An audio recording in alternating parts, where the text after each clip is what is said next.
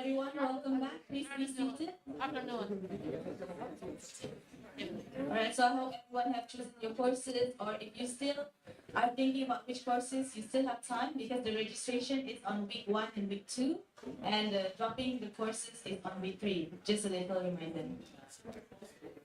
So now we'll proceed with the language course briefing by Mr. Azril Ali, the Deputy Dean of Academic Career and International Affairs from the School of Languages, Literacy and Translation.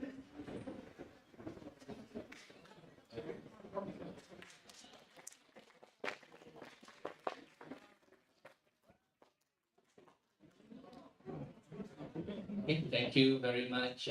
Very good morning to everyone here. I was told that we have students from the exchange program and also those pursuing undergraduate degree full-time, right at this fall. Okay, so I'm from the School of Languages, Literacies and Translation. I think just now you had a session with all the schools, and then some of you went to our booth and looking at our courses that we offer at our school. And generally, at our school, we have courses in terms of undergraduate degree program, and then we have Malay language, English language, and foreign language courses. Yeah, maybe we can proceed with slide. Pointer, okay. Okay. All right, thank you very much.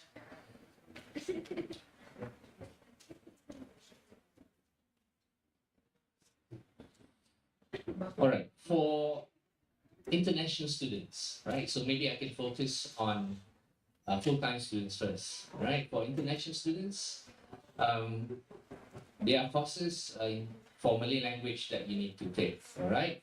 So for instance, if you are taking a Bachelor of Science or a Bachelor of Arts where English is the medium of instruction, this is the course that you need to take, which is LKM 100.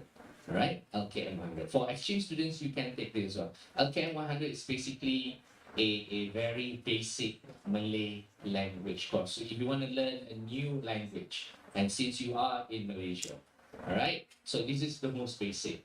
Just to say hi, hello, how much, all right? Counting from 1 to 10, all right? So this is the course for you. Okay, LKM 100. All right. So for full-time students undertaking Bachelor of Science or Bachelor of Arts, where English is the medium of instruction, you must take this. Yeah, you must take this. Okay, this is a 2-unit course, and the passing grade is C. If you do not get a C, you will have to repeat this paper.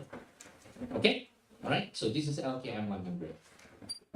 So Bachelor of Science, the list of schools where this bachelor is offered. All right, so for those from these schools, international students pursuing full-time, all right, so you have to take LKM 100. Similarly to those from the School of Languages, Literacies and Translation, and also School of Humanities, these 2 programs, English Language Studies, English and Literature Studies, you have to do LKM 100, compulsory. Okay? All right. What about those taking Bachelor of Arts, where the medium is actually Malay language, right? So you need to take these 2 courses, which are LKM 100 and LKM 200. So for exchange students, if you are here for 2 semesters, all right, so maybe in the first semester you can take LKM 100, and if you think you want to learn more about the Malay language and Malay culture, and you can continue with LKM 200. So it's a choice for you as well. All right? But for full-time students, this is a must. Okay? LKM 100 is type Z or type Z, which is a prerequisite before you take LKM 200. You cannot take LKM 200 first and then take 100. Okay? Because it's progression. So you must take level 1, which is 100, and then continue with level 2. Right? Feel free to interrupt me. You wanna ask me anything, have any questions, any queries before I continue, please do so. Okay? Yeah, go ahead.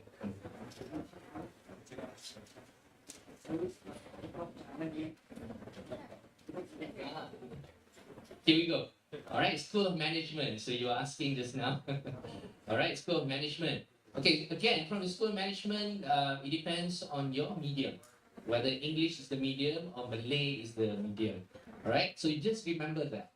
If English is the medium of instruction, then you take only one Malay language course, which is LKM 100.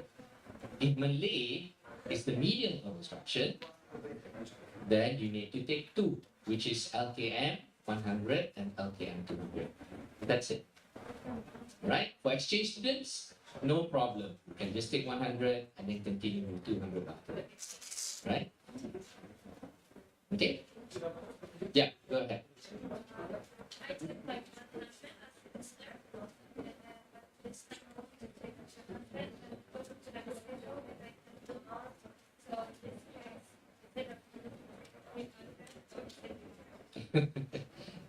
You took 100 last semester?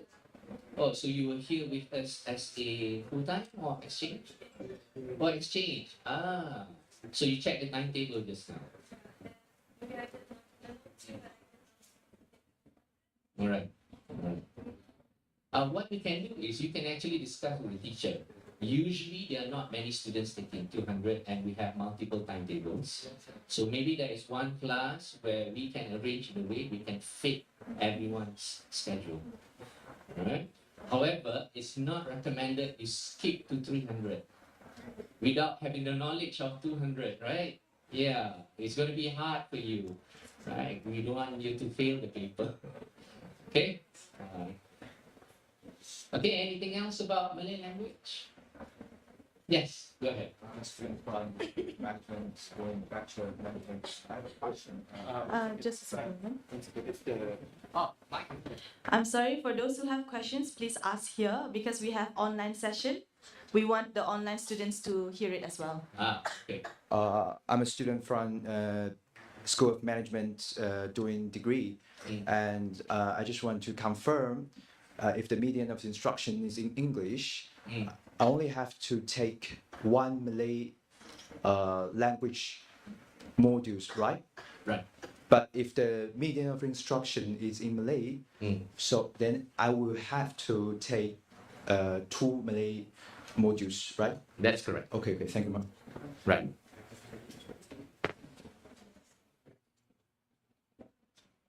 Okay, anything else regarding Malay language? I think those from Indonesia might be asking whether this is suitable for you. Alright? Yeah, alright. It is, actually. Right? So there is a difference between Malay language spoken in Malaysia and Malay language spoken in Indonesia. Bahasa Indonesia and Bahasa Malaysia, they are different. Alright? They are different. So I highly recommend you to join this. Alright? Yeah. Kalau dah boleh cakap Melayu, tak perlulah. Alright, so if you can speak the language, you can write, you can read, right? In Malaysian Malay language, then there's no need, I think. Tak wajib, you are full-time student from? From Indonesia, but you can speak Malay already, you can write. Okay, unfortunately, it's a requirement for graduation. So there's no running away, there's no skipping LKM 100. Even though you are Indonesian, you can speak Malay well, you can write well, there's no skipping this. Alright? So most likely you get an A for sure for this course. It's going to be too easy for you. Okay, anyone else? Yeah, go ahead. You wanted to ask something? It's okay. Oh, it's okay. All right. No more? Okay. Now. All right. For English language courses, full-time students, you need to attain 4 units. So similar to Malay language, the minimum passing grade is C. That's the minimum passing grade. Okay. So how do you get these 4 units? All right. For exchange students, I will show you a list of courses that you might be interested, right? You might be interested. For instance, so what we have here is LMT 100, LSP 300, and so on until LSP 404. All right? Starting with preparatory English, and then academic English, general English, and so on. All right? For full-time students, your IELTS, TOEFL results, or maybe some of you have taken MUAT, all right, which is the Malaysian University English Test, okay? That depends on the band and on the results of those tests, whether it's MUAT, IELTS, or TOEFL. All right, I will show you later. For exchange students, you can freely take anything you want from here. Anything, all right, anyone. Right, there are more courses actually, not just these, right? Not just this. We have this as well. We have this as well. Higher proficiency courses. Okay, so as you can see, this one, in the slide, the previous slide, this one is more general in nature, where all the 4 skills, right, are taught. Okay, reading and writing, listening and speaking. So all 4 skills. But for this one, as you can see, it focuses on only one skill. Only one skill. All right, the first 4, only on writing. Okay, for instance, effective reading. The first 4 is on reading and writing. All right, how to read better? You might think that, oh, am I supposed to learn will I learn something interesting from this course? All right, about effective reading. What about business writing, creative writing, academic writing? So business writing, for example, writing business reports. All right, so maybe you're from school management or taking accountancy, and then you think that this might be suitable for you. So you go ahead, you can register for this course. Creative writing, if you are into novels, short stories, all right, even poems, this is for you as well. All right, this is creative writing. Academic writing, more to writing academic reports, theses, all right, even final year projects. Okay, so this is for you. English pronunciation skills, where you'll be put in, we have a language lab in our school. So most of the time you spend your time there in the language lab. All right. So how do you actually pronounce words properly? Okay. Spoken English is more about presentation skills, where we have debates, individual oral presentation. What else do we have over there? Yeah, even you have to come up with a video of yourself. All right. So this one for 455 and 456, these 2 courses are 100% coursework. There are no examinations. But for the rest of them, right, they do have an exam component. All right. 455 and 456 are the only courses without exams. Okay. And then we have 457. I think it's very clear cut. 458 and 459. If you are interested in translation and interpretation, then you might want to consider taking 458 or 459. Okay? All right. Now, let's refer to this. This is what I mean just now for full-time students. For full-time students, yeah? For full-time students, especially those who have with IELTS 8.0 and above, you do this immediately. You start with this. Anyone here with IELTS 8.0 and above? Full-time students? We have one here. Congratulations. All right, so you can go straight to the advanced level. Okay, you can go straight to the advanced level. So how do you get these 4 units? You take 2 courses from LHP series. Okay? So what about those with IELTS 7.0 and 7.5? May I see? Show of hands. Anyone here? 7.0, 7.5. We have 2, 3. Okay, excellent. So you begin with LSP. Which school are you from again? Management, right? So you start with LHP 403. 403. You take note of that. Which school are you from? From Solar. So you do LSP 401. All right. And one more? Biological Sciences. So you start with LSP 402. You take note of that. All right. So once you have completed your 40 level, and then you can continue with one course from LHP series. Okay? All right, this is for full-time, yeah? This is for full-time. Like I said, exchange students, you're free to take anything. All right? Okay, what about IELTS 6.0 and 6.5? Show of hands, please. All right, some of you here. Okay, so you will start with LSP 300, Academic English. And then you will continue with LSP 40. Again, this depends on the school that you're from. For instance, which school? School of Arts, 401. Next, same 401. Anyone else? This one? Someone here? IELTS 6.0, 6.5, hands again? Yes. Which school? School of Arts. Art, same, 401. School? Science. So that would be LSP 402 and management, so 403. All right, so once you're done with 300, you continue with the courses which I mentioned to you just now. Okay? All right, so if you're IELTS 4.0 until 5.5, all right, you have to do 3 courses, not 2, yeah? You have to do 3. You have to start with LMT 100, which is a preparatory English course. Okay, you start with LMT 100. And then, once you have passed minimum grade, C, you continue with 300, and then you get a C again, and then after that, you continue with LSP 40, depending on your school. Okay?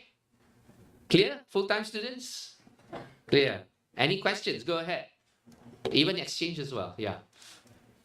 Yes. About the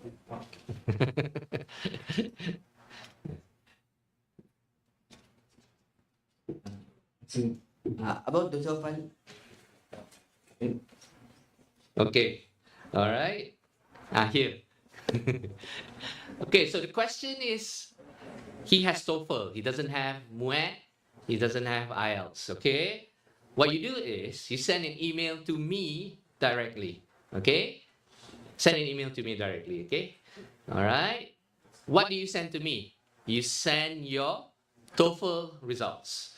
Maybe some of you do not have TOEFL. You have Pearson Test of English, PTE.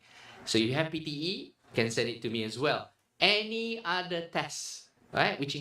Right? If you don't have MUET IELTS, you have anything else, you have something else, just submit them to me. Maybe PTE, maybe you have Cambridge Assessment English, CAE, submit that to me as well. Okay? Submit your certificate. All right? And then I will tell you, I will inform you which level, which course should you register. All right? Okay? All right, just a quick one. This one, so this one shows the progression. Remember your starting point. Full-time student, remember your starting point. It can be 100. It can be LSP 300. It can be LSP 40 something. Or maybe like we have one friend of yours here starting with LHP series itself. All right, so it's a progression. You cannot start with 300 before completing 100. Not for all students, for some of you. Okay? Okay, this one. All right, so this one is very popular. All right, for full-time students, this is not compulsory for most of you. It's not compulsory for most of you. For some of you, yes, depending on your school. So you need to go back to your school, maybe tomorrow, where you have a session with your school, correct? You can ask your school, all right, whether it's compulsory. I'm sure you get a booklet, something to guide you, all right, throughout your 3 or 4 years here in USM, all right? Unfortunately, I have to tell you right now, places are very limited, all right, because we do not have enough teachers. Now, who knows, exchange students here, maybe you can help us with this as well, okay? There are 7 foreign language courses that we offer. And what are they? There they are, all right? We only offer those. Okay, we used to offer German and Thai, but unfortunately, we don't anymore. Right? So we only left with this 7. We only left with this 7. Okay? All right, we only left with this 7. Obviously, if you are from China, you cannot take Mandarin. Mandarin, of course. All right, you cannot take Mandarin. Okay. If you are from India, maybe it depends on which part of India you're from. All right, you cannot take Tamil. Okay. Any Korean students here? Yeah, we have two. Exchange? Exchange. Exchange students. Okay. So don't take Korean, yeah? Maybe you can teach Korean instead. Right? You can help teach Korean instead. Right? So that would be interesting. Right? I'm sure a lot of foreign students here, you know French, Spanish as well. So maybe you can help us out with this. All right? Anyone? Spanish? Speak Spanish? Oh, nobody here speaks Spanish. All right. Oh, we have one over there. Okay. What about French? Oh, French and Spanish. Okay. Wow. Okay. All right. Excellent. So maybe you guys can help us with the teaching of French. No problem. Great. All right. That will be an extra money for you as well in your pocket. Yeah. If you like to be involved. Suddenly they're all light up. Oh, okay. Extra money in the pocket is always welcome. Okay. All right. So maybe in other languages as well. Japanese, we have Japanese students here. Anyone from Japan? That side. Okay, excellent. All right. So maybe you can help us with the teaching of Japanese. We always need, right, teachers in terms of Japanese. Top 3 languages in USM are usually Mandarin, Japanese, and Korean. Those are the top 3. Okay. All right. So feel free. All right. I think. Well, that's minor. I think one of the slides are missing. Okay. Actually, you have a choice. Let me go back here. Okay. Option courses. Option courses here means you have to attend classes 4 hours a week. For minor, 6 hours a week. All right? Okay. Option courses, all the 7 languages is now, the one I showed you just now. So all of them are offered as option. All right? But only 4 are offered as minor. Later I'll show you what are the 4 minor courses. Okay? So for minor courses, there they are. You have communicative Arabic, Mandarin, Japanese, and also French. Only 4. Only 4 as minor. What does it mean? What's the difference between option and minor? When you take a course as an option or as an elective, it's not compulsory for you to continue to the next level, although highly recommended. All right? There's level 1, level 2, level 3, level 4. All right? So let's say you begin with Japanese level 1 for option. Yeah, I'm talking about option. So you can continue with Japanese level 2. Okay? But for minor, minor is different. Minor is different. Minor, you take it as a package. When you sign up for a Japanese language minor, you have to complete all 4 or 5 courses because it comes as a package. That's the difference between a minor program and an option program. Okay? All right? So full-time students, all right? You can take minor from our school or you can minor from any other schools, not just our school. All right? A lot of students take something like astronomy, psychology. So you can minor in anything you want, not just language. All right? So think about it. I'm sure your school will explain to you further, all right, tomorrow. Okay? All right. When you want to register for these courses, it's best that you talk to the course leader. You communicate with the course leader first. All right. I would like you to go to this website and then you click on the banner that says registration for language courses. You click on the banner, you'll come to a page whereby you can see the updated timetable. It goes for exchange as well. It's very important. I think the one that you saw just now downstairs were not updated. All right. So This one is updated. We had to update it almost weekly. All right, almost weekly. Okay, so it's best that any of you, whether regardless whether you're exchange or full-time student, okay, please go to this website. Like I said, click on the banner that says registration of language courses or registration of courses. You click on that, and right on that page, you can see a list: Malay language timetable, English language timetable, foreign language timetable, and then the last one will be a list of course leader. The list of course leaders, right? So you contact the course leaders directly via email. You do not have to come to our school. If you want to come to our school, go ahead. All right? So if you don't want to come, just contact us via email, and then the teacher or the lecturer will inform you, all right, whether there are still slots available for whichever language that you may have chosen. Okay? All right? Any questions up to now in terms of foreign language? None. Okay, good. All right. So other than language courses, what we offer in our school is also an undergraduate degree program. All right. Bachelor of Arts English Professionals. Again, this goes for both full-time students and exchange. For exchange students, you are free to choose any of these courses that might be relevant to you, that you might want to transfer back to your home university. All right.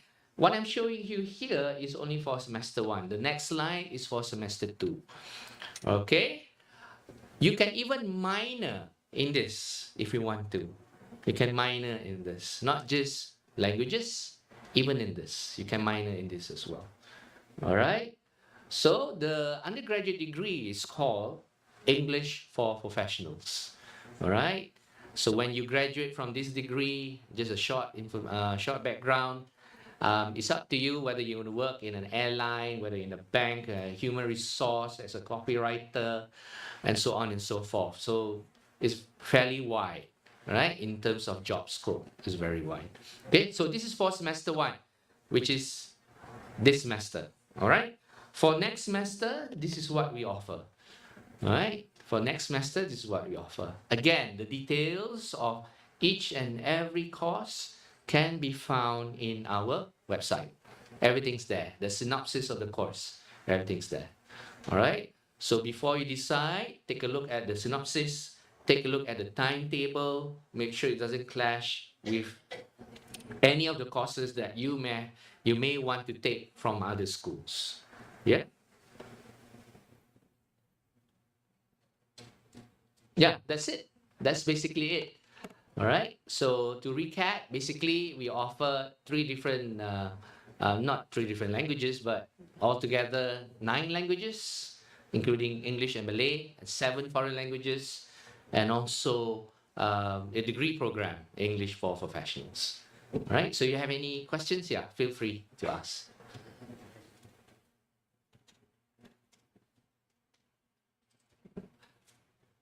Okay.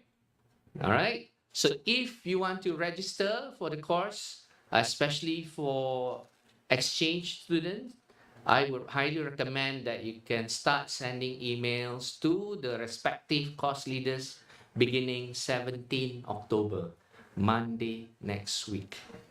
All right. We will still finalize the number of students taking our language courses by this week, right? Especially for the first year students. All right. So it's best that you send an email to any of the course leaders just now from 17 October onwards.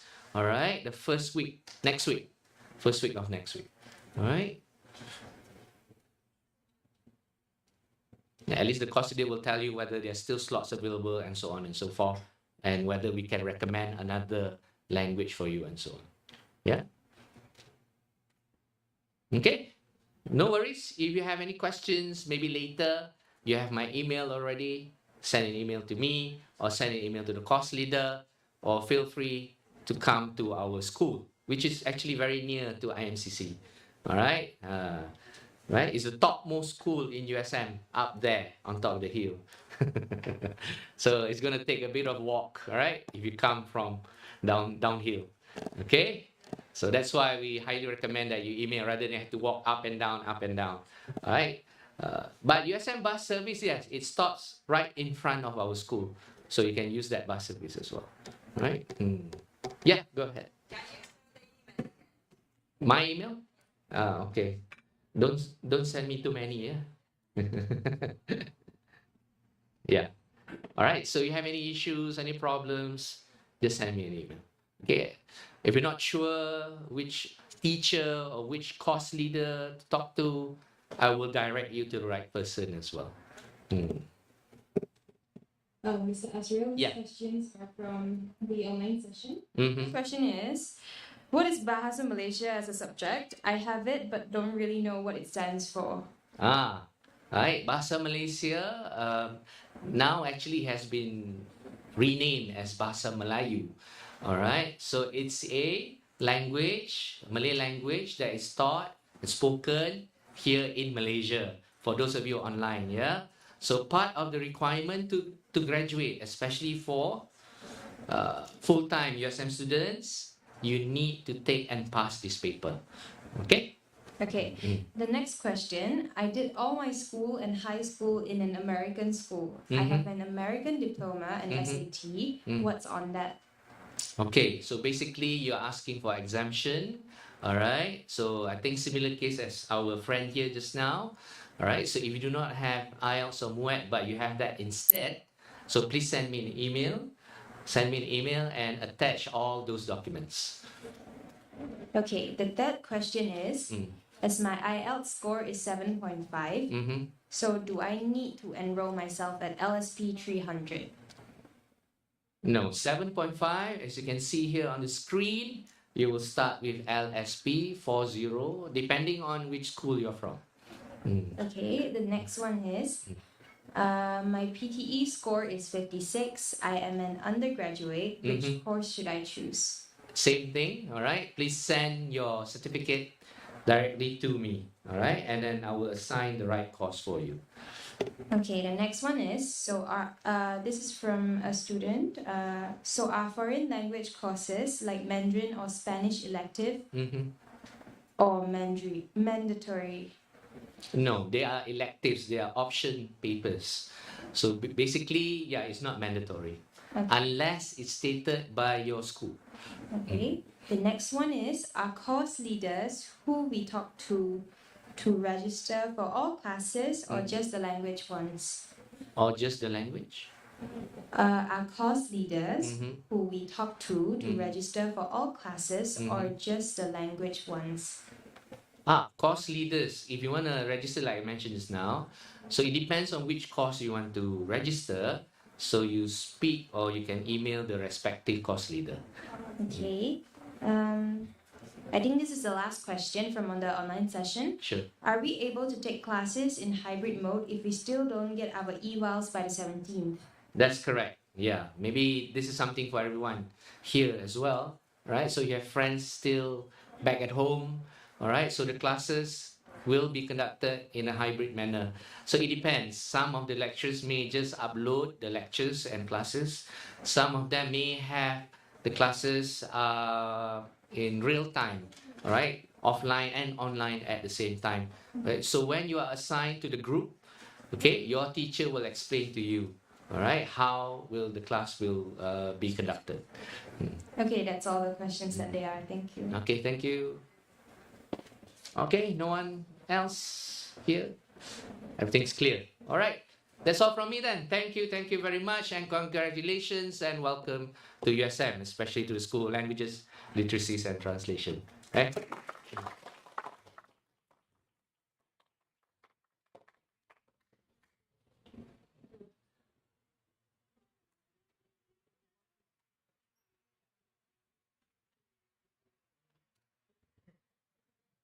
Sorry, again, I am very short, but not that short. Okay.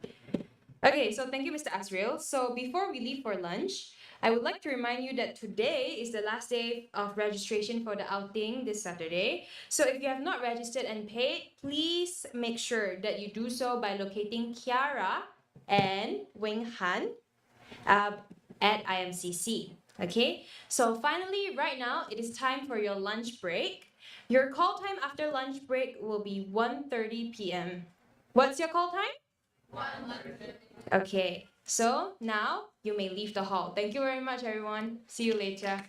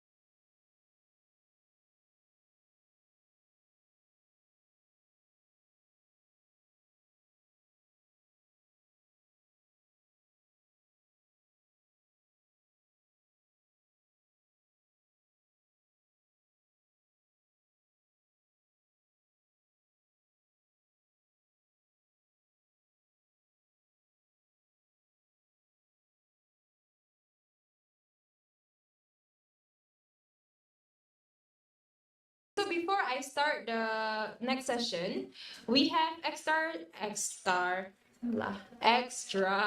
two objects that are considered lost and found.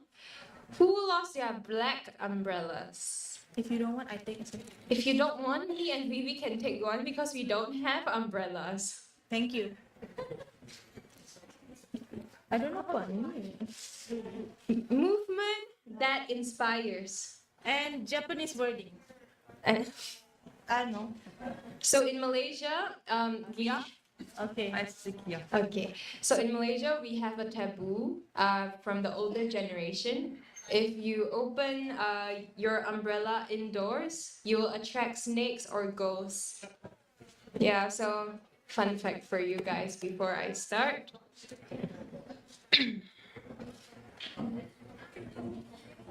Okay, so the majority is here, and everyone has eaten, and I believe is energized.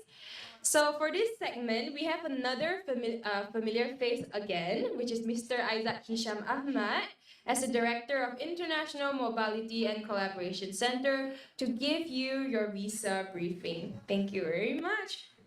It's mobility. It's okay. Hello.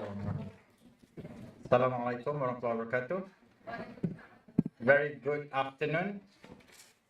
It's always very challenging to be the person doing the session after lunch hour because I'm not sure whether you guys are going to be able to absorb because the calories are still currently being processed inside your body, right? Okay, but I will try to make this. Okay, that's a nice photo of me. Thank you. Okay, first and foremost, thank you for being here, but I see the crowd is getting less. Maybe some of you guys are still having lunch. There is actually a lunch provided for all the new students at the masjid, the mosque. So it was really a long queue, so I thought you guys would have also be joining that queue, but the queue was too long, so I hope you had a great lunch. Does anyone think that the food in Malaysia so far is not that good? Can I have a hand? Anyone has problems with Malaysian food so far? Penang food especially? Subaida food? Everyone enjoys the food? All right, excellent, great. Okay, so it's me again. I hope you are still okay to see me again and again, which you will be seeing throughout the semester or throughout your studies here for the full-timers. This session would be focusing very much on visa management, which means your legality being here as a USM student, all right, throughout the semester or throughout the period of your studies for the full-timers. I was made to understand by the buddies that you guys have already allocated seats based on whether you are a full-timer or you're an exchange. Can I have a hand of full-timers, full-time students? Okay, great, excellent. All right, and the exchange students? Okay, so it's pretty mixed still, that is fine. It's not going to be a problem wherever you are sitting. So once again, I'm glad to see the bright and cheerful faces, although maybe a bit tired faces. So, are you guys ready? Yeah.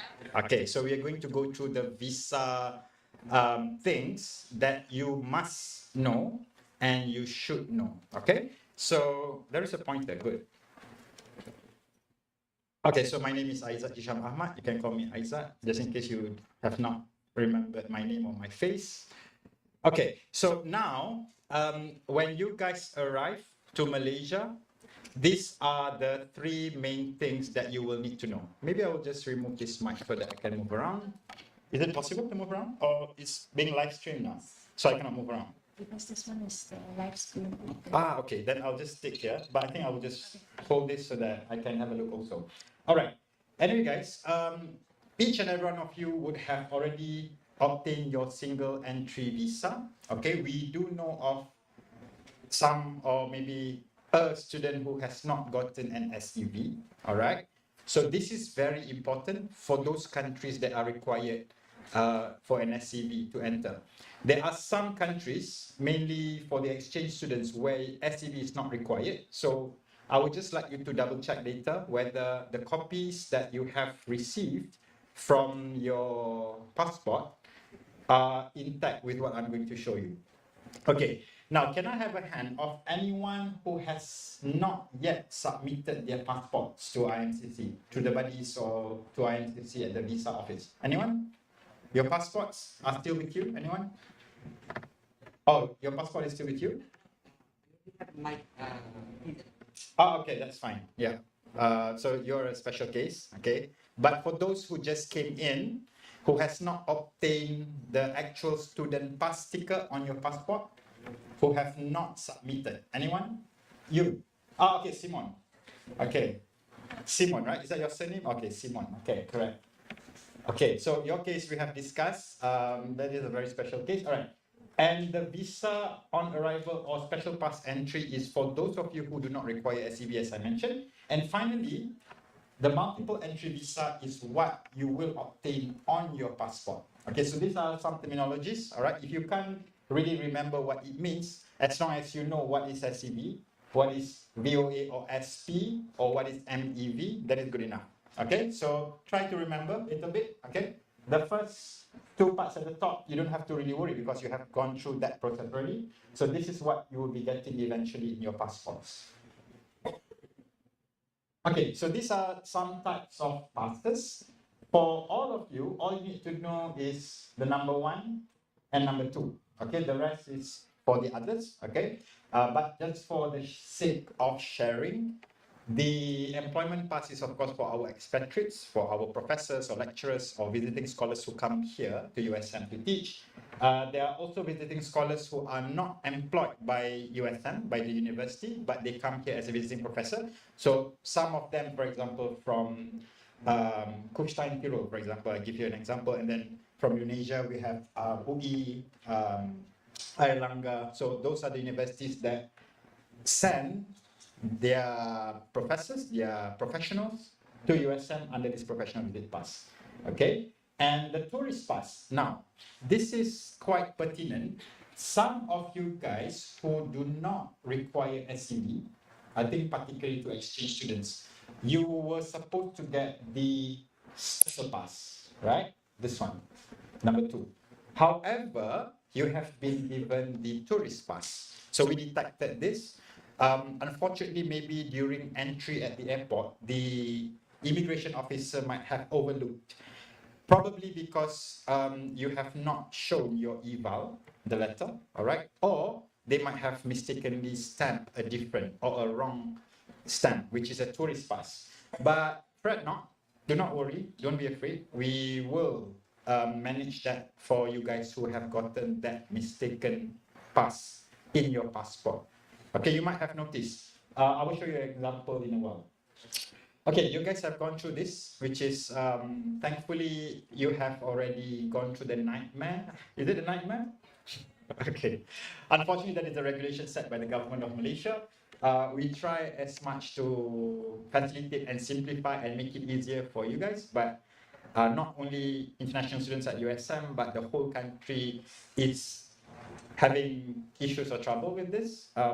Because since the borders were reopened due to the pandemic in May this year, there is an influx of international people coming into Malaysia, not only students, but also expatriates, tourists, and so on and so forth. So that's why it has been pretty a mess, I would say, and causing a lot of delays. We have been checking with EMGS and the Immigration Department daily to make sure that you guys are able to get at least your eval on time before the semester starts. So thankfully, almost everyone is here, except for the full-timers. I think there are many of them who are not yet able to come. Exchange student, I was told there is one that just came in, that just flew in yesterday or on Monday. So if I only see you for the first time, or if you only see me for the first time today, welcome to USM. I didn't get the chance to welcome you yesterday. All right, so you have gone through this. When you enter, as I mentioned, you need to show your eval, the visa approval letter. And then for those countries that require a single entry visa, you should have shown the e-visa page, which is down. Still currently, I was checking with the system and my counterparts in the immigration department in Putrajaya, our administrative capital. there seems to be a power outage that has happened more than a week now. So I'm not sure why the e-visa. Let's hope that by this week, for Simon especially, that it is up and running again, because Simon needs to get an SCV for his through the e-visa. Okay, but otherwise, I will let you know in the case that you cannot get the SCV through e-visa, then you will have to do an alternative way, which is to go to the embassy or the High Commission of Malaysia in that country that you will be going to. Okay, so the SEV has two modes. One is the online one, which is the e-visa, which you would have printed, and some of you actually gotten your SEV inside your passports, right? So when you enter, you would have shown the immigration officer at the airport would have seen that SEV and hence would stamp that journey performed, okay, JP, you might notice that, and also the special pass, okay? It's really cold in here, huh? It's like winters. We have winter, I told you yesterday, right? But winters in Malaysia is indoors, in the building. So is there by any chance we can make adjustment on the temperature? No. Because I just came in for maybe about 10 minutes and I'm feeling already like I'm in Europe maybe. Well, not this time of year, but during in December or January. Okay, so these are the steps. Number 1, 2, 3, 4, 5, 6. You have gone through number 1 until 5. Okay. Anyone who has not done yet your medical screening at the health center? Anyone? Okay, so everyone has done. Very good. So now we are waiting for this number 6. All your passports have been collected now and being processed. And then we will submit this to the immigration department.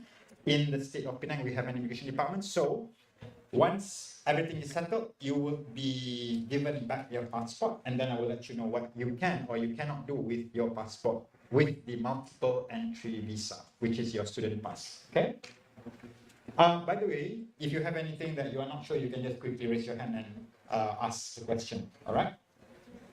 Okay, this is the long process.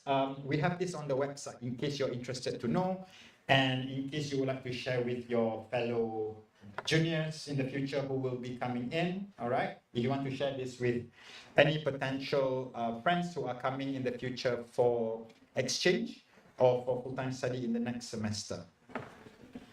Okay, this is important. The student pass duration for the full-timers, it would be between 12 months to 16 months. Okay, while for the exchange students, the range of your visa, it is a student pass, but it will be called as a mobility visa. Okay, and it ranges from 3 to 12 months. Some of the exchange students are here for 1 semester, some of you are for 2 semesters. So if you are here for 2 semesters, you'll get the 12 months one. If you are here for 1 semester, you'll get the 6 months one. Now, the social visit pass is allowed for study abroad program, for exchange programs, if the duration is less than 3 months, which means that for Schengen countries, especially those countries in the European Union, you'll get a tourist visa. But for you guys, exchange students who are here for the semester, this is not valid. So please don't get yourselves confused with this. Okay, this is just for your information. We do have, for example, students from Europe or from Indonesia, from Japan, from Korea, who comes here for maybe a 2 months program. Usually it is a summer program, and they will be using the social visit pass instead of the student pass. Okay, just for your information. So on arrival to Malaysia, you have done this medical checkup. That's why I was asking earlier.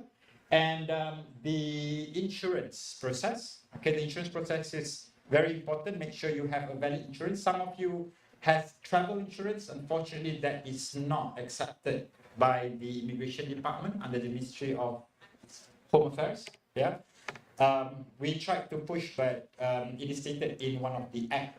For some reason, they will not be able to accept. So some of you who already has health or medical insurance from your home country, that may be accepted. But if you have a travel insurance, it cannot be accepted. Hence, you will have to purchase health or medical insurance in Malaysia. You can do this through INCC, through our panel insurance provider.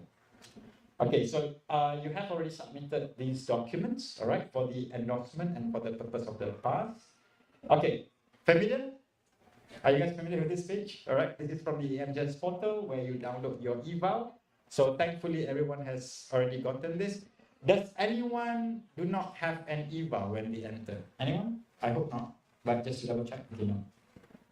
So this is something to just recap. You guys have gone through this. All right. For new students, you guys are all new students. You will need to make sure that you submit the required documents, which you have done mostly on Monday. For those of you who have not yet done so, please do so immediately. Check with the buddies where to go and when to go. All right. I will also share with you where and the time of operations for our visa consultation office. Okay.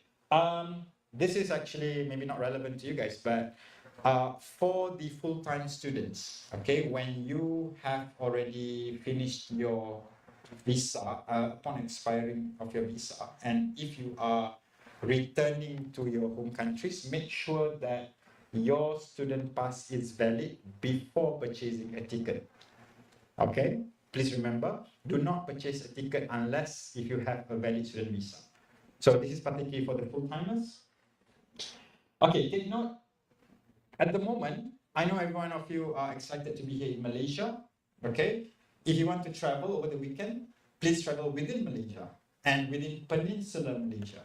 Do not yet travel to Indonesia, Thailand, Singapore, the Philippines, or any other neighboring countries, including Vietnam, Cambodia, Laos, Myanmar, because you will need to make sure you have the passports back. Okay, and the passports would be returned to you. The visa process with the immigration department will roughly take 14 working days. So when you submit it on the 10th, so most probably in the next 2 or 3 weeks, only you will obtain.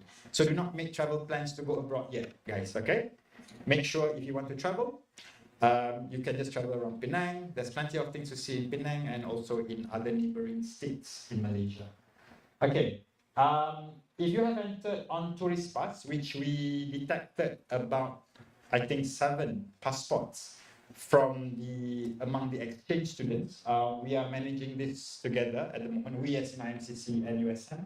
Don't worry, but I just want to let you know that some of you has actually gotten the tourist pass. So rightfully, if you enter with a tourist pass without eval approval, you cannot get the visa for the student, okay, which is the sticker which I will show you. So number 3, you guys have gone through. And once again, some of you, like I said, have gotten the tourist visa, which is actually not convertible to a student pass. But this is the mistake at the airport. So we're going to make sure that you guys will get this to be sorted out for you individually or each passport. Okay, so this is some of the examples of students who are not required in SCB. Okay, so these are the countries, and we have those countries inside this room here. And some countries without Malaysian representation, High Commission or embassies. So these are the countries. Okay, the rest of the countries, you will need an SCV, a single entry visa, or a VOA, a visa on arrival, or a VDR, which is in Bahasa, visa dengan rujukan, which is visa with reference. Okay. Okay, so you guys have gone through this single entry. Okay, why we are recapping this is particularly for the full-time students. Okay, in the future you will still be required if your visa is expired when you are back at your home country. So this is a possibility, all right, for the full-timers. Okay, this is an example of the approval.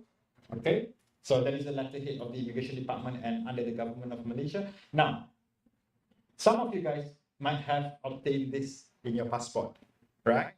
So if you want, you can double check on the photocopy of your passport and passport pages given to you. Okay. All right, this is a sample of single entry visa for some countries, and some are only given the visa on arrival. Okay. Now, there is a sample of a tourist pass, but I'll just show you in a while. So these are the countries that are required for SCV, and you can obtain from e-visa. But recently, we have also added in some countries, we as in the government of Malaysia or the country such as Indonesia, you can now apply for e-visa. This was from before the month of September that we got this list. Now, the e-visa link here is no longer, unfortunately, active. Previously, there was a possibility for an outsourced site. Like if you're going to Australia, you would not have to apply under the australia.gov.au, for example. But this is also unfortunately not available, so you have to go to malaysiaevisa.gov.my, which is currently under maintenance now, as I said. Okay, but we are following up with the authorities. We are asking you need to quickly update this because we still have some international students, especially full-timers, who are yet to enter because they have not obtained their SCV. And there is also a high volume of people going to our embassy, so they have to get an appointment. And we found out from some students in Indonesia yesterday who are coming for full-time study that they can only manage to get an appointment in November. So that doesn't make sense because the semester is starting next week. Okay, so this is an example. Most of you guys have already submitted this to the visa office at IMCC on Monday. Okay, again, just a reminder, this is what you have done. Okay, some of you may have missed out showing something, so that's why you do not get the stamp of journey performed, okay, or the special pass, but rather you get a tourist pass. So this is one of the possibility. Okay, so this is an example. Again, just now the SCB on sticker mode, but this is on stamp mode. So it depends on which entry point of the country that you are entering. Some entered through KLIA, Kuala Lumpur International Airport. Some entered through Kuala Lumpur International Airport 2. Some entered through Penang International Airport. And maybe anyone entered from the south, maybe? Through Singapore? Anyone? No? Okay, good. Okay, so when you have entered, you should also get a special pass stamp. Okay, this special pass is to indicate that you have to report, not you specifically, but your passport has to be reported to the Immigration Department in Penang. Okay, this is a tourist pass example. Do you recall, or did you get this page copy from the visa office? No. Did you get? You got your copy of your passport page, right? But did you get also the page of your STV? Yes? No? Can you double check? Can anyone check? Did you bring that copy? If you do, can you please check? Did you get a copy of the front page and you get a copy of your the page of the SP, the special pass, and also the SCB? I hope you have. So, by the way, for those of you who are on live streaming, this is important because you guys are still abroad. So make sure when you enter, you will need to make sure to present the immigration officer at the airport upon exiting the eval copy, the offer letter, and of course your passport. Okay, and if you have your e-visa printed out, then you should also show that e-visa page. Okay, any questions so far? Yes? I get my page, yeah. That's very much. So that it will give benefit to our live stream. I get my visa. It's so I have to renew the visa every years. So is there any chance when the next time I renew my visa, it's for 3 years? They change. I understand. So the question is for renewal. We have not gotten to renewal yet, but anyway, I will answer the question quickly.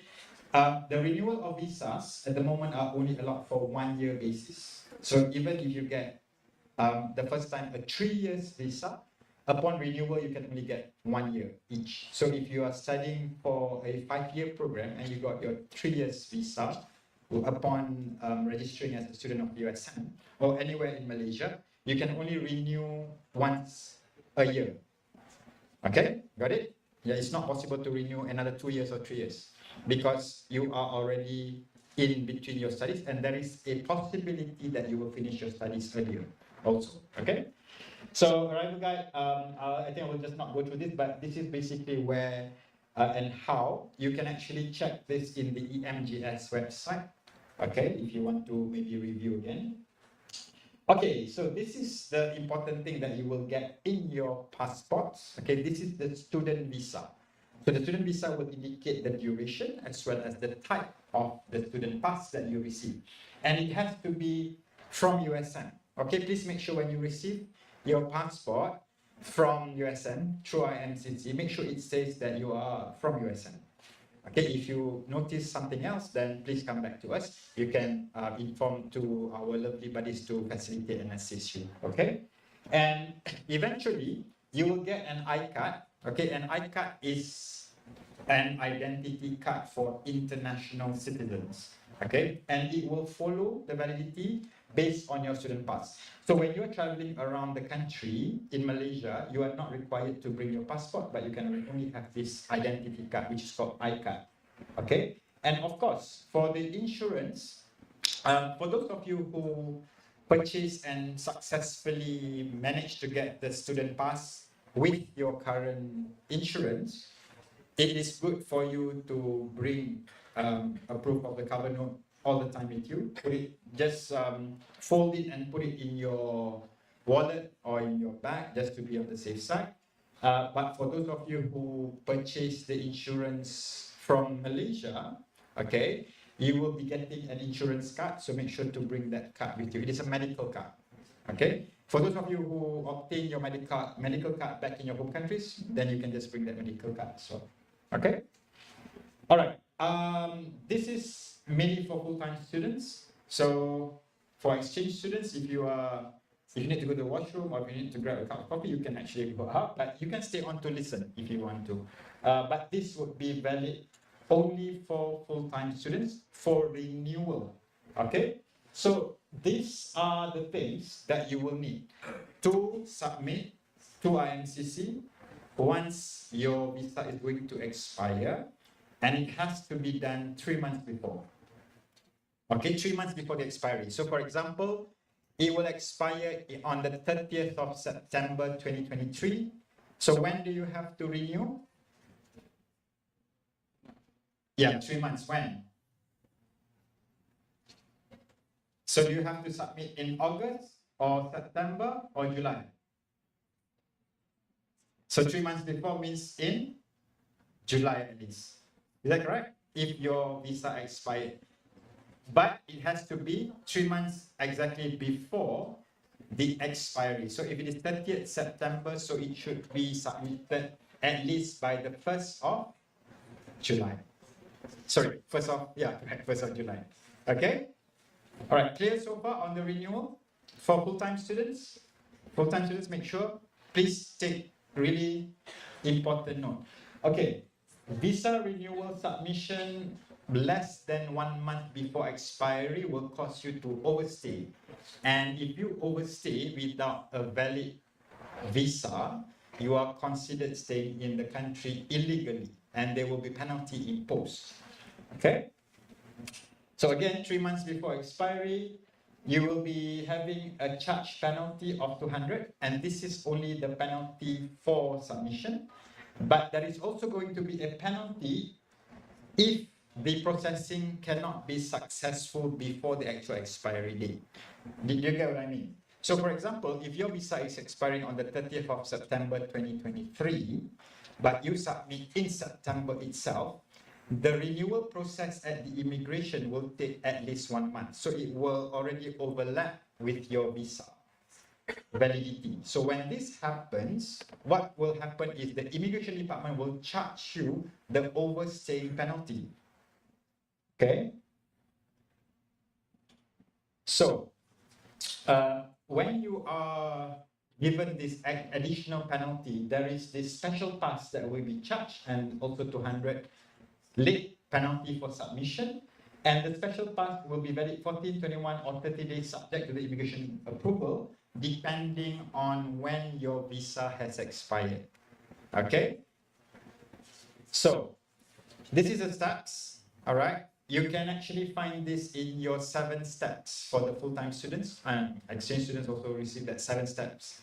So if you need to get, again, the guideline, it is on our website. Okay, so go to www.imcc.usn.my and go to the visa menu, and look in the submenu for the guideline on the renewal. Okay, please remember this. You can always check. And don't forget, 3 months before expiry. Now, this is again for the full-timers. For students who are changing their passport, because we understand that the passports can be expired. Some full-time students come to Malaysia with their passport that is valid maybe for another 2 or 3 years, but during their study they have to renew and also to change the passport. So we can help to make the arrangements for you guys who require to change to a new passport. So if, for example, your passport is valid until December 2025, okay, but your passport is going to be expired in January 2025. So what you can do is you can renew your passport, and then we will transfer that still valid visa into the new passport. Okay, I hope that is clear. All right, ask me questions if you are not. Okay, and if you need to cancel, which means that you would either change to a different university, okay, or you need to cancel your studies altogether, you need to return, please make sure to come to IMCC to cancel your visa. Okay, this part is a little bit more technical, so I hope you can bear with me. Now, variation. Okay, variation is when you are changing your program from A to B. So for example, you're taking Bachelor of Science, and then after 3 months, you think you cannot cope with Bachelor of Science, you need to apply to change for Bachelor of Arts, for example. So now, the change of course letter will be issued by our admissions office. However, although your visa is valid until, let's say, October 2023, you will have to come back to IMCC, to the visa office, to update your visa. Okay, because otherwise, there will be a lot of trouble for you eventually. Okay, trouble as in if you're going to graduate later on, there will be problems. For those of you who have obtained a one-off visa, meaning that you get not 1 year, but more than 1 year. So for example, you get a 2 years one-off or 3 years one-off. Annually, you will have to renew your insurance, and you have to also get a new I-card. So how you do this is you come to IMCC. All right, everyone clear so far? So variation is when you are changing courses, when you're changing program. We have had cases where students changed their course, but they did not update their visa. And because of the pandemic and everything, there is a problem now that they cannot return to the country because of the changes, or they cannot leave the country and they cannot continue with their studies. So make sure if you are changing courses, you will have to also update your visa. So the visa will actually mention the name of the program. So not only that it says from USM, but it will mention what kind of program that you are taking. So if, for example, your offer letter, the new transfer or the change of course letter is Bachelor's of Arts, but here there is a Bachelor's of Science, you will have problem to either leave the country or return to the country. Okay, because it's a multiple entry visa, then sometimes the immigration will just check on this. Okay, we have had a lot of problems because of the pandemic, because students cannot come and proceed with online study. So hopefully we will not face another pandemic and this will not be an issue. Okay, so when variation is only allowed, okay, meaning you are allowed as undergraduate students, full-timers, you can only change your course within 1 year of your study. After 1 year, you cannot change. You will have to apply as a new student. Okay, so variation is within 1 year. If you, after 1 year, decided, oh, I cannot cope with Bachelor of Computer Sciences, for example, and then I want to take Bachelor's of Management, you have to reapply as a new student. And that applies to also visa. You cannot be in the country. You have to apply as a new student, which means that you have to be back at your home countries and apply as a new student. All right, full-timers, are you clear on this? Okay, very clear, thank you. Now, progression. Okay, progression is when you are upgrading your studies. Again, for the full-timers. After you finish your bachelor's, and then you want to pursue master's in USM, then you can actually apply for a progression visa. And the progression visa gives you the privilege not having to leave the country. Okay, provided that you have a valid visa and you get an offer for your master's study or your PhD study. Some of you can jump straight to PhD if you fulfill the requirement. So from your first degree, a bachelor's degree, you can go to master's, you can go to your PhD, but you will have to apply for progression visa, which means that you can get a visa progression transferred into an updated one. Okay? So again, the full-timers, when you get a valid visa for 3 years or 2 years, you will have to come every single year for your new iCard and also for your new insurance. So for example, if your visa is valid from the 1st of November 2022, so the 1st of November 2023, please come back to IMCC and get your new iCard, because iCard and insurance is only renewable every 1 year. Well, that is the law and regulation at the moment of the government. Okay, so we will send reminders for you to renew. All right, this is eIMCC. Basically, you'll get email. So please make sure, and this applies to all, do check your USM email regularly. Your @student.usm.my.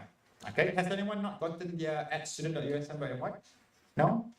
Can I have a hand? Anyone who has not received?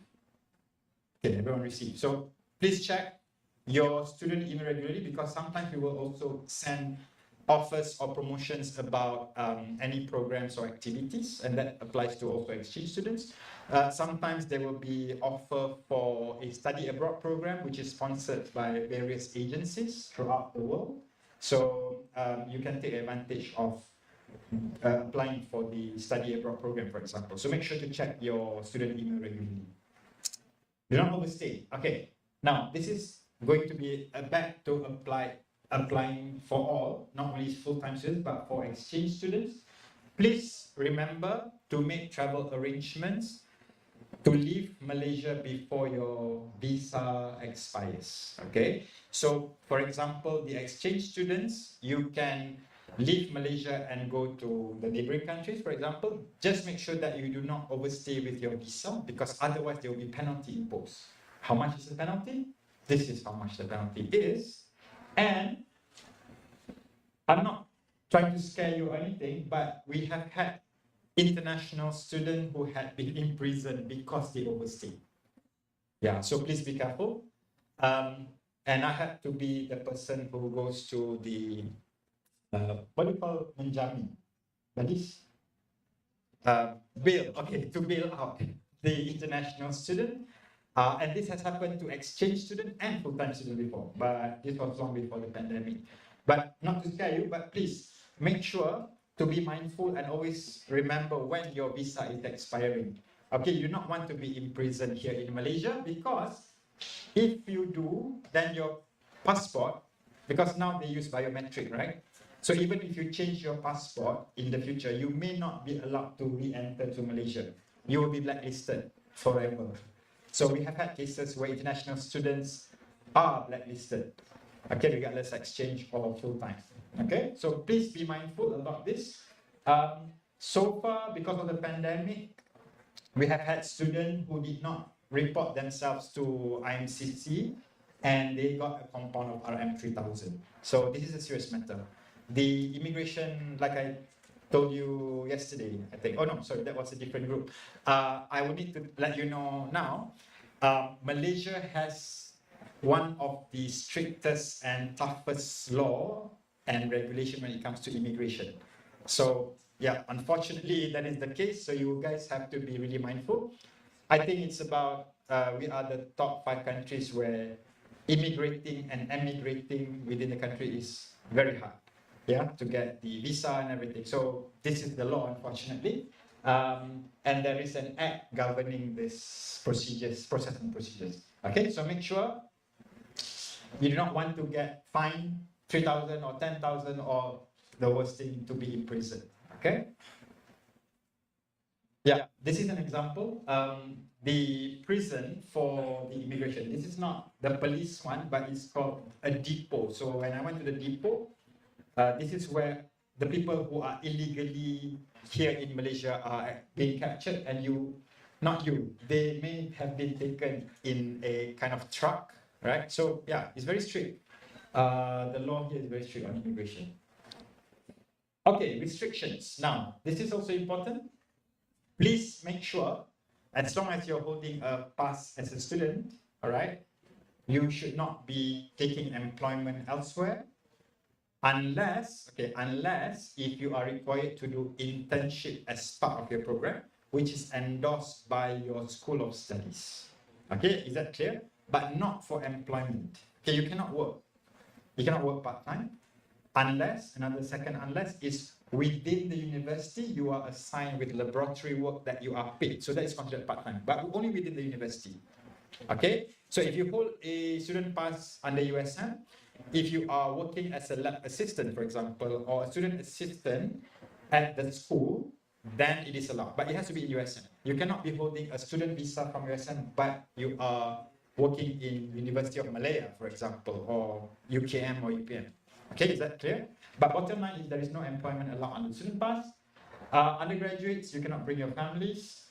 Short-term stay, also, you cannot bring your families. I mean, if they want to come in as a tourist, of course. But there is a special type of visa. If you remember from the beginning of my slide, there is a dependent visa. So we have to facilitate and manage for students with dependents, but this is only for postgraduate. Once again, I remind you, do not overstay. Now, this is important for those of you guys who are planning to travel across the Southeast Asian region or the Asia region. This MEP, MEP, multiple entry pass, or MEV, multiple entry visa, they are the same thing. So concurrently, we use different terminologies. So passes and visas are pretty much the same thing. So the multiple entry visa that you obtain for your student pass will allow you to get in and out of the country as many times as you like.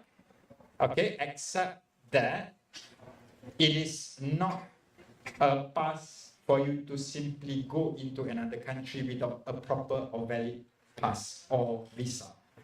So what I mean is, this is the Malaysian immigration law. Okay, but if you're going to Thailand, they have another set of immigration law. If you're going to Indonesia, there's a different set of law. So if, for example, a Malaysian going to Indonesia, we would automatically get a 30 days tourist pass. Okay, so if you have an MEV, the multiple entry visa, which is your student pass, you can travel to Indonesia, but depending on your passport nationality, you will have to check what is the requirement of that particular country for you to enter. To return to Malaysia is not a problem, but if you require also a visa to enter another country, so for Indonesian going to Singapore from Malaysia, you're holding a student pass, so you may need to check on the visa requirement to go into Singapore. Is that clear? Okay, but example for the Indonesian who are going back and forth from Malaysia to Indonesia, with the student pass, you can enter and exit as many times as you like, as long as the visa is valid. Is that clear so far? All right. So those of you I know are planning to travel around the country and abroad in the Southeast Asian region, so be mindful. Make sure to always check your nationality versus the country that you're entering from Malaysia. Okay, so yeah, please check. You may need to get the visa from the embassy or the consulate general in Malaysia. So most embassies are in KL, but in Penang we have many consular services. So for example, we have Indonesian High Commission, Consulate General here, Congen. We have also Japan Consulate here, okay, and we have a few more that you can go and apply for visa if you're required to do so, okay, if you're planning to travel from Malaysia with your student pass, okay. Okay, so this is clear, multiple entry, as I said, to enter and exit Malaysia with the valid sticker and valid duration, you can come in and out of Malaysia at any time as long as it is valid. Okay, what happens if you overstay? Okay, you need to take a photo of this, full-timers especially. Remember this, if you do not want to take a photo, yeah. Inform us at the visa office, okay, at IMCC.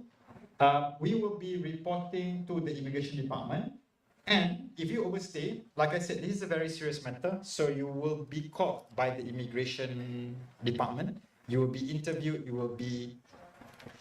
I do not want to use the word. What is another word for interrogation? Okay, but basically you'll be interrogated why you overstayed in Malaysia, and then you will be brought to the enforcement unit, and this is when they will determine your penalties and compounds. So you don't want that to happen. So again, please, for full-timers, make sure to submit for renewal 3 months before your expiry. Okay, do I still have time? Yeah? Okay, good. And when, as I said, if you overstay, the immigration department will make this special pass called making arrangement to leave the country, okay, or it is also called the checkout memo. And sometimes when you get this pass because you overstay, this is when the blacklist happen, okay, and the process of uplifting the blacklist will be a problem. Okay, so again, do not overstay, but this is what happens if you overstay. Now, number 7 is also important for full-time students who, for example, overstay, and then because you miss your passport, you misplace your passport, please make sure to make a police report first. Okay, this is only if you overstay. Okay, if you overstay and you do not have your passport with you, you will have to make a police report because you are illegally staying in Malaysia. So this is an added procedure in case you are overstaying and you lost your passport. So after that, after you obtain your new passport, the old visa needs to be transferred first, and then the steps from reporting to immigration until 6, which is for the immigration to issue the making arrangement or checkout memo to be done. Because you're already overstaying, hence you are considered being here illegally, so the police will be involved in this case. All right, so once you make the police report, you need to make arrangements with your embassy to renew, to make a new passport. Okay, the nearest police station for you to make the report is in Sungai Nibong. Okay, do you know Sungai Nibong? Do you know the bus terminal? The express bus terminal, the intercity, yeah. So it's just close by to that area. Okay, but in any case, if you do overstay, come to MCC first, and then we will facilitate on what needs to be done. So please do not overstay. Okay, this is a sample of special pass. Okay, which you will have to pay. Not only that you will have to pay penalty, compounds and stuff, but the special pass, in order to clear you or to make clearance for you to leave the country, will have a lot of charge. So you do not want to waste your money just to pay all these kind of things because you overstay. All right, so now back to everyone. If you're going somewhere, make sure to bring your passport if you're going to the east of Malaysia, which is Borneo. Okay, to travel within the country, you can use your iCard, okay, in the peninsula or the west of Malaysia. If you're going to Sabah or Sarawak, you will need to bring your passport, okay, because they have a different set. They have different sets of law when it comes to immigration and immigration of individuals. Even for me as a Malaysian, I have to bring my ID, and then I will get a validity pass. I cannot stay in Borneo. No, Sabah I can, but Sarawak I cannot stay more than 90 days, I think, or 30 days. Yeah? Oh yeah, Vivi is from Sarawak, I forgot. Yeah, thank you, Vivi. So, sorry? Yeah, Sabah. Oh yeah, from Sabah, sorry. So yeah, this is how strict and different the laws and rules is for some reason. Do we have any Nigerians here?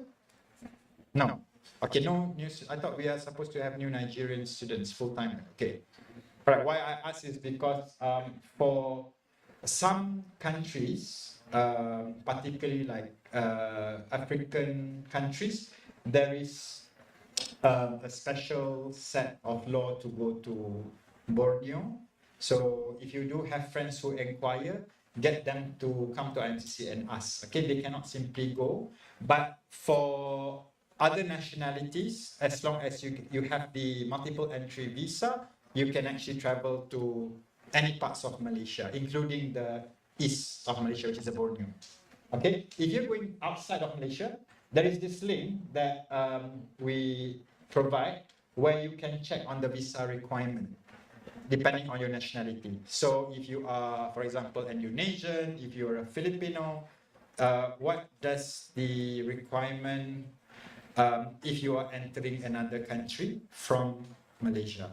Okay, but your student pass is very powerful in the sense that you can actually go anywhere from Malaysia, but to enter that other country, you will have to check on the visa requirement. I hope this is clear.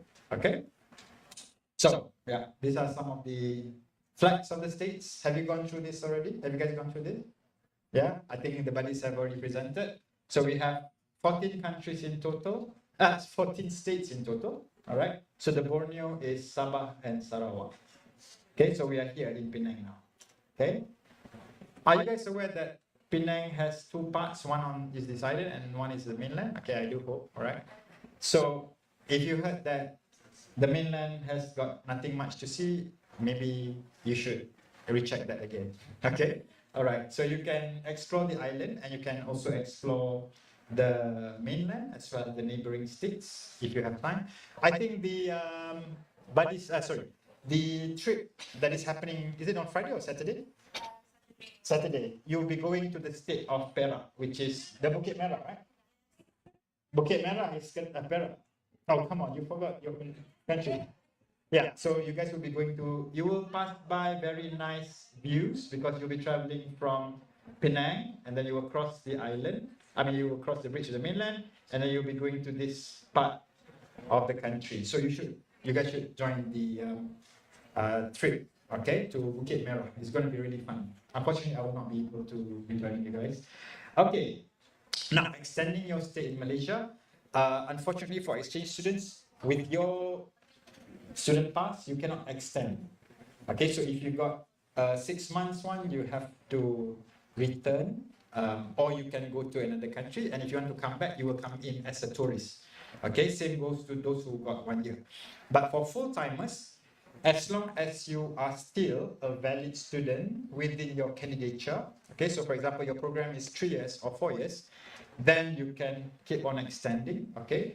And you are, of course, and as I said, make sure to know when is your student pass expiring, okay? Yeah, so this is, I think, particularly for those exchange students. If your student pass has expired, when you leave the country, when you leave Malaysia to Thailand, for example, make sure to be in Thailand for a minimum of 72 hours. Okay, so Simon, please take note. Okay, again, all right.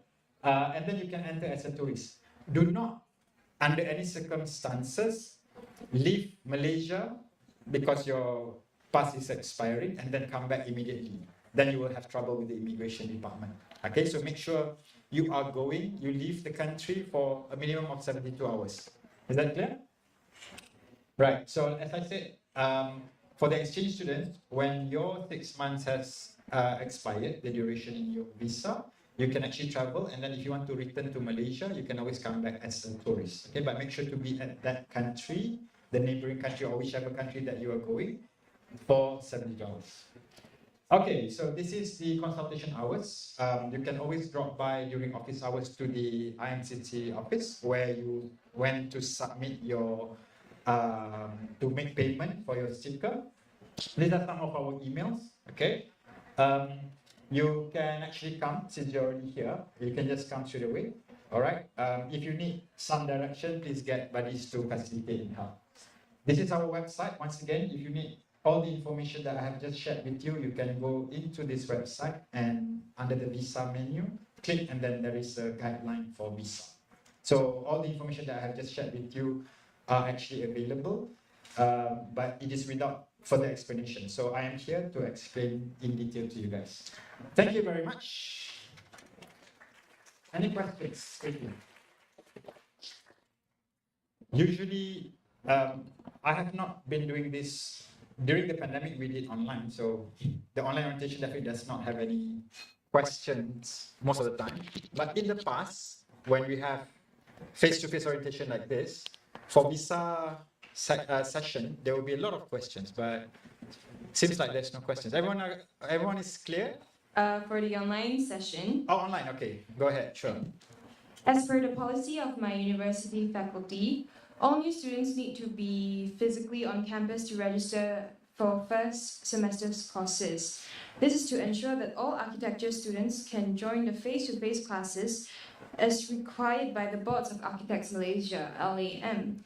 If I cannot go to Malaysia and USM by 31st of October 2022, 2 weeks after semester 1 starts on the 17th of October, I'm advised to defer my studies to the next academic session of 2023 and 2024, since the architecture studio course can only be taken starting from semester 1. If the above scenario takes place, then I would like to know what are the procedures to defer a semester, and secondly, as I have already transacted my tuition fees for this semester, would that be added as the deferred semester fees? Okay, thank you so much for the question. The answer to the question is there are a few options. Number one, if you are going to defer your studies to the next academic session, please send an email to admission. I'm assuming this is a full-time student, of course, admission@usm.my. So admission, admission, @usm.my. Send your details and particulars about the deferment and the reason of the deferment. Okay. However, unless if you have already obtained your eval, okay, you can quickly make arrangements to travel to Malaysia, okay, after getting your SEV, depending on the country of origin where you are from. Make sure that you inform also the school. Usually at each program, for example, architecture, they have their PRs, pengurusi rancangan. What is it? Program chairman. Yeah, okay. The program chairman would have been already in touch, so you can email to see if there is a probability for you to register, because with the EMGS approval letter at 35% from your EMGS portal, you can register as a student online, and then you can already register your courses online as well. So the full-timers, you guys did the e-daftar, right?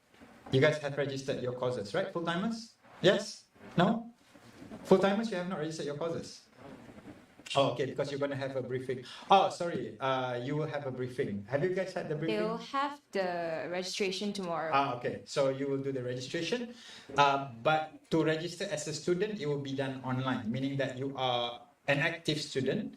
So then when you are able to come in, at least in the week of the semester, when it starts, when it begins, which is next week, 17th, then you could actually do that.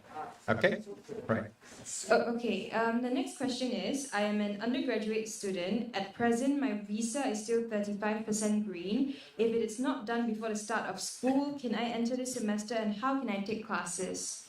Okay, so it is advisable for you to get back to your school of studies that you are attached to.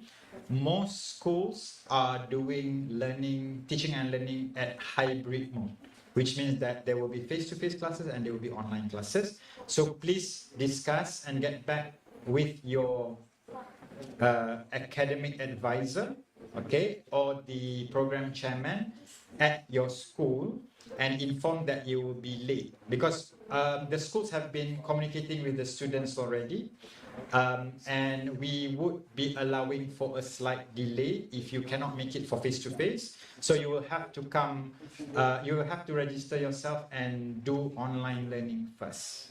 Okay? Hope that's clear. Okay, this is the last question. Just because it's relevant to you, sir, I wanted to ask, does it take the same amount of time for new eval and to extend eval, as it has been a really long time for the extension Okay, I think I process of understand. my... I think I understand the question. Okay, for those of you who are live streaming, and because you are not able to come yet to Malaysia due to the eval issue, either continuing, oh, that's the only question. Okay. yeah. You see, extending eval is actually not allowed. Okay, but USM has made special arrangements with the immigration department to consider students who have expired visa approval letters. Okay, this case is, maybe for those of you who are here, it's not relevant, but some students, okay, the full-timers, has obtained their offer letter during the pandemic. Okay, so for some reason, not for some reason, because the classes are online, hence they do not come to Malaysia. Okay, when you do not come to Malaysia, the eval will be expired, because if you guys check your eval, there is a validity period, right? 5 to 6 months. So what happened is that when the val has expired, actually students have to reapply a new one. Okay, but because we do not want students to go through the whole process of applying from the beginning and submitting documents, we requested for USM students to be allowed to extend the eval. So this is entirely depending on the immigration department, and it depends on their consideration whether to extend it or not. So in terms of the duration, we will immediately submit for the extension upon request from students, but we will depend on when the immigration will approve. So when the borders reopened, it was withheld for a while in terms of this val extension. They have not approved until 2 months after. So the authorities will decide based on the current situation in terms of the national security, and also because we had the pandemic, so that's why the decision is made slightly later on. All right, I hope that answers the question. Any more questions? No. From the floor? I think there's a yes. question. Will you mind coming here to talk on the mic? Thank you. Sure.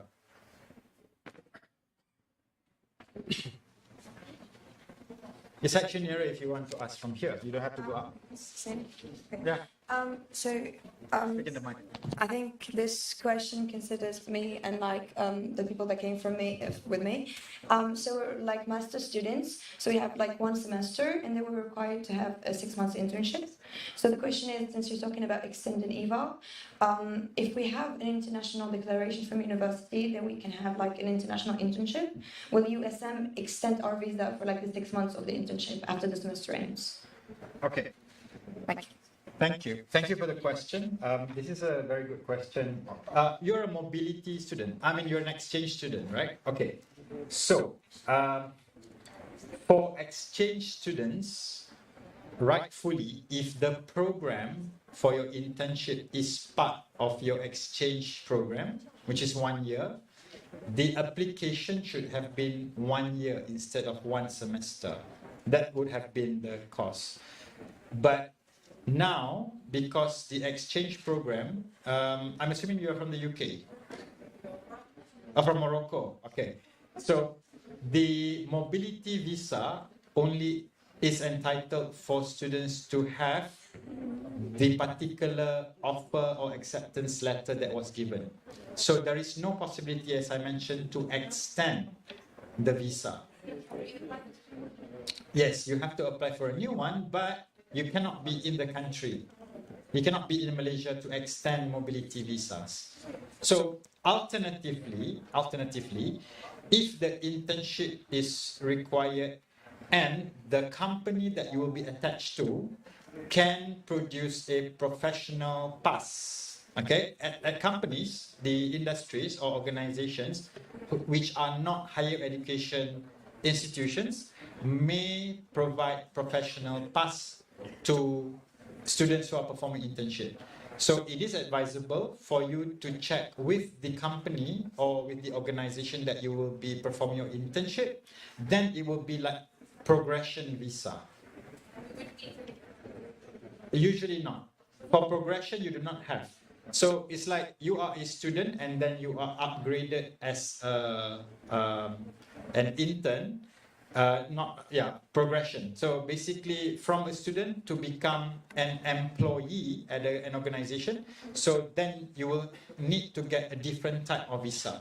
So for internships that are not a part of the study program, you are not considered a student any longer. So you cannot extend that particular visa.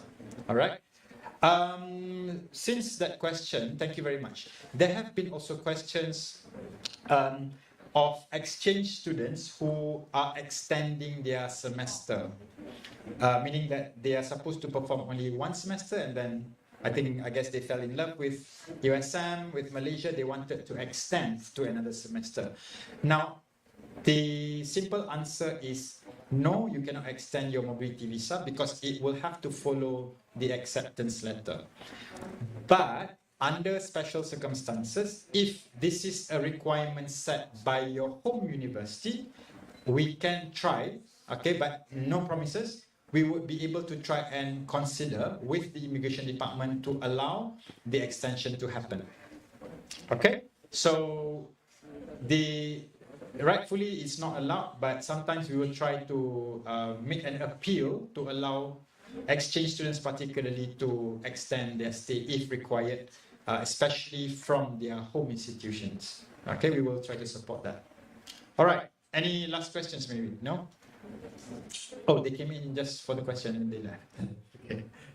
All right, so with that, I once again wish you all the best. Do not overstay, but regardless, enjoy being a student, enjoy Malaysia, and of course, take care of yourself. And please do explore as much as possible, get to know a lot of people here, and try to join as many activities and programs. All right, and hopefully everything is great.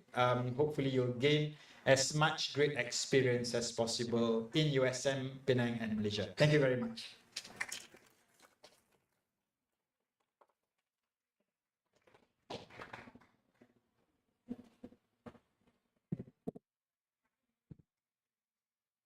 Okay, thank you very much, Mr. Aizat. Okay, so this will be the last segment for today because unfortunately the Sweat It Off session has been cancelled, as right now it is the rainy season and it's really unpredictable when it's going to have sun and when it's going to rain. And also, I believe a number of people were stranded for some time due to the heavy rain this morning, and that gives us enough reason to not risk that and cancel the Sweat It Off session. But don't worry, we'll have a replacement session for that soon, hopefully. And so I will now move on to the end of day briefing for everyone. Thank you again, Mr. Isaac. Okay. So I believe a number of people are not done with their x-rays. Can I see how many people are not done with their x-rays? Do you mind raising your hand? Okay, there are quite a number. Okay, so there are 3 recommended clinics for you to do your x-rays. So please listen carefully. The first one would be O2 Clinic.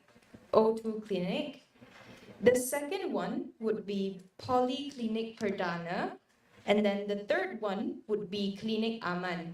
So these 3 clinics are recommended for you to do your x-rays because certain hospitals require you to have a letter from a clinic before getting your x-rays, but these 3 clinics allow you to just walk in and get your x-rays. Okay, that's the first announcement. The second one is, for those who have made payment for the outing trip this Saturday but haven't filled in the Google form yet, please fill them in by scanning the QR code given in the exchange and full-time WhatsApp groups by 3 p.m. today. May I know how many people have not filled in the Google form that was on the QR code that was on the table? 1, 2. Actually, more than that. So far, out of the 87 exchange students that paid, only 66 of you guys filled in the Google Forms. The reason why we want you to fill in the Google Forms for the outing this Saturday is because we really need to know your dietary preferences. We need to know if you have allergies. We do not want you to die, first of all. I do not want to send your body back, second of all. So please fill in the Google Forms when the QR code is given in the exchange and full-time groups. By what time today? Does anyone know? 1 minute. 1 minute, huh? You still have 1 minute left. By 3 p.m., all right?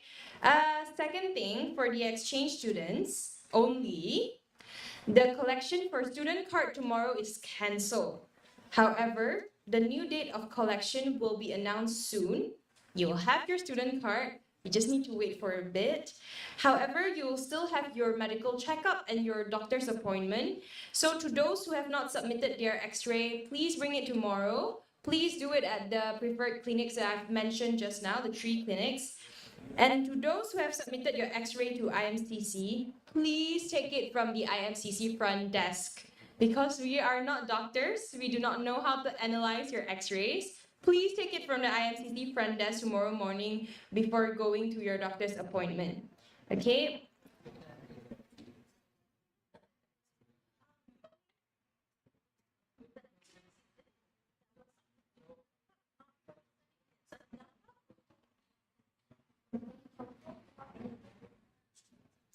Okay, so for everyone, your call time would be 8 a.m. to 8:15. Okay, so be here at that time. And the exchange students, you may leave the hall. Thank you so much for your active participation today. However, for the full-time students, please stay back after this because the PPSL team is going to brief you about tomorrow's activity and Miss Easy wants to meet some of you. Okay, thank you so much. Thank you to the online viewers as well.